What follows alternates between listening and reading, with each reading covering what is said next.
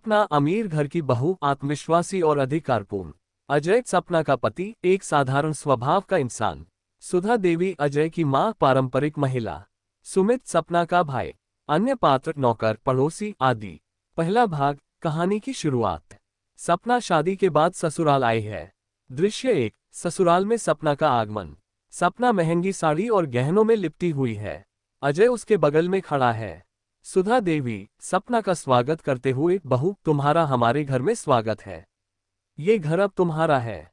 सपना अहंकारी लहजे में, जी मान जी, ये तो मुझे पता है। वैसे भी मैं अपने घर को किसी और का समझने वाली नहीं हूं। अजय चुपचाप खड़ा रहता है। सुधा देवी थोड़ा असहज हो जाती हैं। दूसरा भाग, सपना की असली सोच। कुछ हफ्तों के बाद सपना घर की सारी जिम्मेदारियों को संभाल लेती है, लेकिन उसका रवैया ससुराल वालों के प्रति बदलने लगता है। दृश्य 2, सपना और अजय का संवाद। सपना गुस्से में, अजय तुम्हारे घरवालों को आदत है कि हर बात में मुझे शामिल करते हैं। मुझे ये नौकर चाकर का काम पसंद नहीं। अजय शांत स्वभाव में, सपना ये हमारे परिवार की परंपरा है। माँ चाहती है कि हम सब मिलजुल कर रहें। सपना हंसते हुए, तुम्हारे लिए ये सब होगा, लेकिन मेरे लिए नहीं। तीसरा भाग, सपना का नियंत्रण। सपना पूरे घर पर अपना अधिकार जमाने लगती है और अजय को ताने देती रहती है। दृश्य 3, सपना का आदेश। सपना नौकर से, सुनो आज से तुम मेरे पति के लिए काम करना छोड़ दो। नौकर हैरान होकर, लेकिन मैडम ये तो मालिक हैं।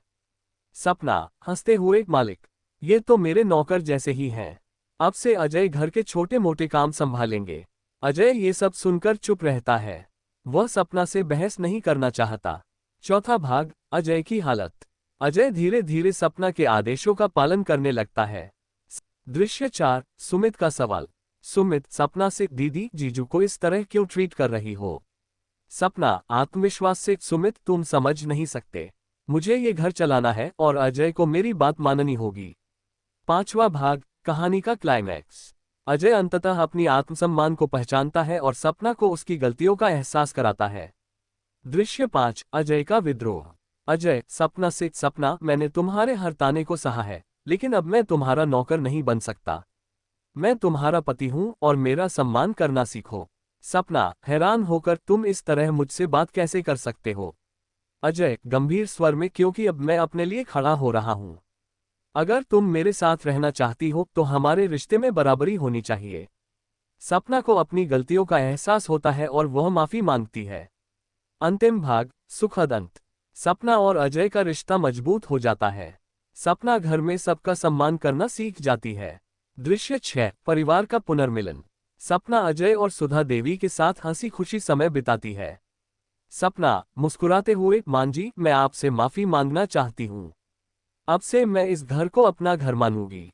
सुधा देवी आशीर्वाद देते हुए, बहू यही सही मायने में परिवार है।